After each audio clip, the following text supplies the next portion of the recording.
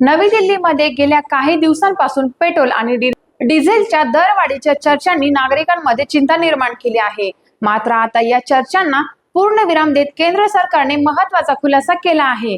केंद्रीय पेट्रोलियम आणि नैसर्गिक वायू मंत्रालयाने स्पष्ट शब्दात सांगितले आहे की इंधन दरवाढीबाबत प्रसार माध्यमांमध्ये फिरणाऱ्या बातम्या पूर्णपणे खोट्या आणि दिशाभूल करणाऱ्या आहेत।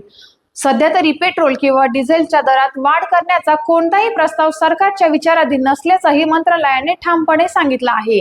या अफवांमुळे सर्वसामान्य नागरिकांमध्ये भीती आणि संभ्रम निर्माण होत असल्याची नोंद घेत अशा चुकीच्या बातम्यांवर विश्वास ठेवू नये असं आवाहनही करण्यात आलं आहे।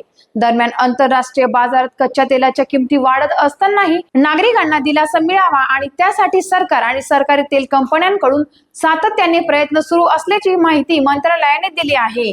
या स्पष्टीकरणामुळे नागरिकांना मोठा दिलासा मिळत असून सध्या तरी इंधन दर स्थिर राहणार असल्याचे स्पष्ट दिसत आहे।